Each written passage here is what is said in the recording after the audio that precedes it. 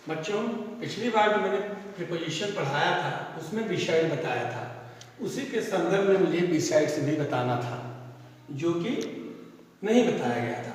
तो समझ लीजिए, बिसाइड पहला जो है, बिसाइड का अर्थ होता है इंग्लिश में बाय द साइड ऑफ, मतलब पास या के पास। उदाहरण आप ले लीजिए, इसका उदाहरण है your cow was grazing beside my field, तुम्हारी गाय मेरे खेत के पास चल रही थी। अब आप ले लीजिए बिसाइड्स, जिसमें कि बिसाइड में यह जुड़ गया, मतलब के अतिरिक्त। जैसे मैं कहूं मैं पुस्तक के अतिरिक्त एक पुस्तक और चाहता हूं, या मैं इस पुस्तक के अतिरिक्त दो और पुस्तकें चाहता हूं। इसका अंग्रेजी में अर्थ हुआ इन एडिशन टू, यानी कुछ और जुड़ते हैं। एक तो हमारे पास है ही, साथ ही साथ उसके साथ हम और चाहते हैं। तो यही दोनों में फर्क है।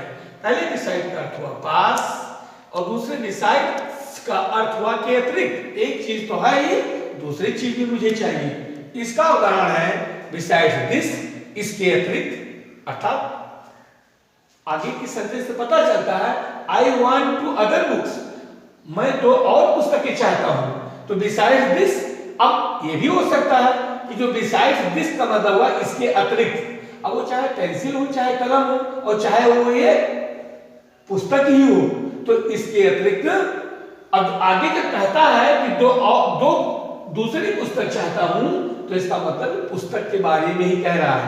यानी इसके अतिरिक्त, अर्थात इस पुस्तक के अतिरिक्त मैं दो और पुस्तक चाहता हूं। इसमें एक पुस्तक के अतिरिक्त या जो भी उसके पास है दो और पुस्तकें जुड़ गई। इसका अर्थ हुआ बिसाइड्स, के अतिरिक्त। अब आप आइए बिटवीन।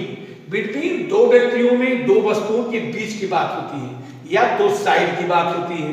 अगर पक्ष होगा, मान लीजिए साइड ये है, साइड भी है, तो जब साइड बनेगा, पक्ष बनेगा, टोली बनेगी या टीम बनेगी, तो उसमें कई पक्ष हो सकते हैं। लेकिन ध्यान दीजिए, ये या तो दो व्यक्तियों में या तो दो पक्षों में ही बिटवीन का प्रयोग अर्थ होता है, जिसका अर्थ होता है में। लेकिन ये में किसमें होगा? दो व्यक्तियों में या दो पक्षों में। उदाहरण के लिए, his father divided his property between Ram and Shyam, उसके पिता ने अपनी संपत्ति राम और श्याम में बांट दिया। कहने का मतलब यहाँ जो संपत्ति बची पिता ने बांटा, अपने दो लड़के राम और श्याम ने बांटा। एक चीज और कहा जा सकता है कि किसी चीज को हम अभी दो टोली में कर देते हैं, तो टोली में तो अधिक संख्या होगी, लेकिन पक्ष तो दो ही हुआ ना, इसलिए ऐसा भी कहा जा सकता है, मतलब distribute these apples between two sides A and B. यहां पर हम साइड दो हैं, एक साइड में अधिक व्यक्ति हैं, लेकिन पक्ष तो दो ही हुआ ना, तो में का प्रयोग हुआ। अब आप आ जाइए एमन। एमन का प्रयोग वहां होता है जहां दो से अधिक संख्या हो, व्यक्तियों या वस्तुओं की या पक्षों की, तो वहां पर हम एमन का प्रयोग करते हैं। उदाहरण के लिए, distribute these sweets among the boys, इन मिठाइयों को बच्चों में बांट दो। तो ये बच्चे दो नहीं, कई बच्चे हैं। इन मिठाइयों को बच्चों में बांट दो, तो दो बच्चे नहीं, इसलिए एमन का प्रयोग हुआ। और बिटवीन का प्रयोग, ध्यान दीजिए, बिटवीन का प्रयोग एक विशेष प्रकार से भी होता है, उसको आप समझ जाइए। तब दो से अधिक की संख्या होती है, और यह प्रसिद्ध वैयाकरण अंग्रेजी के इंडियन ने बताया है कि दो का प्रयोग, दो माने बिटवीन का प्रयोग हम दो से अधिक यदि करते हैं वहां जहां दो व्यक्तियों, दो वस्तुओं, दो राष्ट्रों के बीच में आपसी संबंध या सहयोग की भावना प्रदर्शित होती है। जैसे, और country India lies between China, Pakistan, Nepal and Bangladesh. हमारा देश भारत चाइना, पाकिस्तान, नेपाल और बांग्लादेश के में पड़ता है, यानी उसके बीच में पड़ता है। यहां अभी हमने ऊपर बताया था कि बिटवीन का प्रयोग दो व्यक्ति, दो पक्षों में हो सकता है, लेकिन बिटवीन का प्रयोग हमने बताया, और यमन का प्रयोग बताया कि दो व्यक्तियों से अधिक, तीन कम से कम संख्या होनी चाहिए, चाहे जितना हो, या तीन पक्ष से अधिक हो, तब हम यमन का प्रयोग करते हैं। लेकिन फिर एक अपवाद आ गया कि जब हम बिटवीन का प्रयोग दो पक्ष में, दो व्यक्तियों में बता दिए, तो फिर हम क्यों ज्यादा में ले रहे हैं? तो उसके लिए एक परिभाषा दिया कि जब दो से अधिक व्यक्तियों, वस्तुओं में आपसी सहयोग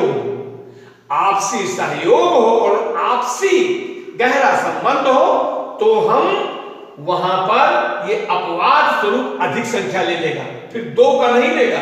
इसीलिए यहां पर ये उदाहरण बिटवीन में दो से अधिक देश आ गए, चाइना, पाकिस्तान, नेपाल और बांग्लादेश। उदाहरण हुआ और कंट्री इंडिया लाइक, हमारा देश भारत पड़ता है चाइना, पाकिस्तान, चीन, पाकिस्तान, नेपाल और बांग्लादेश के बीच में हमारा देश पड़ता है। अब यहाँ एक नहीं आया, इंडिया, चाइना आया, पाकिस्तान आया, नेपाल आया और बांग्लादेश आया। नियमतः क्या प्रयोग होना चाहिए था? बिटवीन का प्रयोग, लेकिन बिटवीन का प्रयोग रुका। क्यों? क्योंकि यहाँ दो देशों के बीच में आपसी सहयोग है, आपसी संबंध है, इसलिए बिटवीन का प्रयोग हुआ। नहीं तो अगर ऐसी बात ना होती तो किसका प्रयोग होता? एवं का प्रयोग होता। अब आप आ जाइए प्रीपोजिशन, आप आते हैं फ्रॉम, फॉर और सिंस। फॉर का प्रयोग पीरियड ऑफ टाइम के लिए होता है। हम आपको बता दें, आप क्लास में पीरियड अध्ययन करते हैं, 40 मिनट का पीरियड होता है, कहीं 35 मिनट का पीरियड होता है। तो जो एक सेकंड, 1 मिनट से चल करके, यानी 1 सेकंड से चल करके जब 40 मिनट कवर करते हैं, वो मेरा पीरियड हुआ। तो पीरियड एक लंबी दूरी तय करता है, चाहे वो समय की दूरी हो, चाहे जो हो, समय की माना जाएगा, क्योंकि पीरियड समय को ही डिनोट करता है, तो एक समय को तय करता है। इसलिए पीरियड ऑफ टाइम का एक विस्तार होता है। इसी संदर्भ में एक और आता है पॉइंट ऑफ टाइम, लेकिन अभी बाद वाले में आएगा, इसको हम बताएंगे। लेकिन जो आपका यहां पर है फार, तो फार का प्रयोग हम पीरियड ऑफ टाइम के लिए करते हैं, ठीक है। जैसे ही has not seen me for the last 1 week, उसने मुझे 1 सप्ताह से नहीं देखा है। तो 1 सप्ताह में मतलब पहले दिन से चलकर जब 7 दिन हुआ तब तो सप्ताह हुआ ना, इसलिए ये पीरियड ऑफ टाइम हो। हमने बताया पीरियड ऑफ टाइम दूरी, समय की दूरी तय करता है। अब आप देखिए, फिर आ गया आपका सिंस।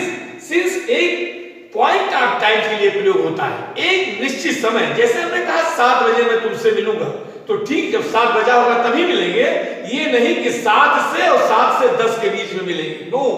इसलिए पॉइंट ऑफ टाइम एक एग्जैक्ट समय होता है, जो जैसे ठीक 10 बजा है, ठीक 7, 1, 2, 3, 4, 5, इसको हम पॉइंट ऑफ टाइम कहते हैं। जैसे he has been ill since Saturday last, वो पिछले शनिवार से बीमार चल रहा है या बीमार है, ये आपका प्रेजेंट परफेक्ट कंटीन्यूअस टेंस हुआ।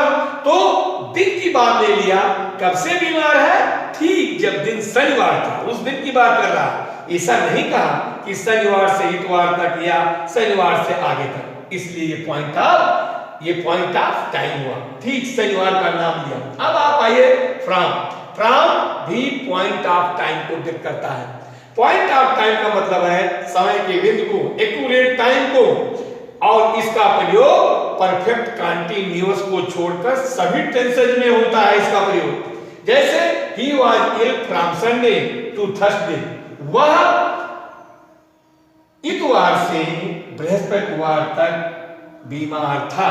तो आप देख रहे हैं ये पॉइंट ऑफ टाइम हुआ, क्योंकि जब ठीक जिस दिन रविवार था उस दिन की बात कर रहा है, उससे चल करके और दिन नहीं आने दिया। तो यहां से अब कब तक बीमार था? टू थर्सडे, बृहस्पतिवार तक, इसलिए पॉइंट ऑफ टाइम हुआ फ्रॉम। अब यहां पर जो फ्रॉम है ये केवल संडे को बता रहा है, टू तो हमने पहले भी बताया है, टू लास्ट आवर को बताता है।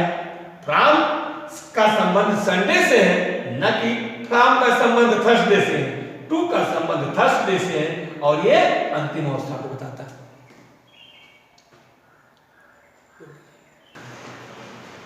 हाँ बच्चों देखिए, 2 प्रीपोजिशन और रहे हैं, ओवर और एबव। ओवर और एबव दोनों पार्थिव पर होता है, लेकिन दोनों में अंतर है। जब कोई चीज हमारे ऊपर हो लेकिन वो लंबवत हो, यानी कैसा हो? लंबवत, सीधे हमारे सिर के ऊपर हो, जिसे हम परपेंडिकुलर कहते हैं गणितीय भाषा में, मैथमेटिकल भाषा में, तब हम ओवर का प्रयोग करते हैं। उदाहरण स्वरूप the plane flew over my head, हवाई जहाज मेरे सिर के ऊपर उड़ा। इसका मतलब हवाई जहाज जब ठीक मेरे सिर के ऊपर उड़ा तो वो ठीक मेरे सिर के लंबवत था। दूसरा उदाहरण है, the sky is above my head, आकाश मेरे सिर के ऊपर है। लेकिन आकाश आप देखते हैं केवल आपके सिर के ऊपर ही नहीं है, बल्कि अगल भी है, बगल भी है, सामने, इधर और चारों ओर विस्तृत है। तो सीधे परपेंडिकुलर नहीं है, सीधे लंबवत नहीं है, इसलिए इस उदाहरण में हम एबव का प्रयोग करते हैं। ठीक इसी तरीके से जब हम कहते हैं कि answer the question based on the above stanza, यानी स्टैंजा, एबव स्टैंजा, एबव का मतलब है कि स्टैंजा जो भी है उस पर आधारित आप इन प्रश्नों के उत्तर दीजिए। तो स्टैंजा की दूरी कोई जरूरी नहीं है कि वो क्या हो, परपेंडिकुलर हो, बल्कि स्टैंजा कुछ लंबाई में लिखा होता है, प्रश्न उसके नीचे है। तो एक उसका उदाहरण इसी आकाश से मिलता जुलता है। जब कोई चीज हमारे सिर के ठीक ऊपर होता है तो हम ओवर का प्रयोग करते हैं, और जब वो दायरा बढ़ जाता है और ओर आ जाता है तो हम एबव का प्रयोग करते हैं, और दोनों का अर्थ ऊपर ही होता है। बस।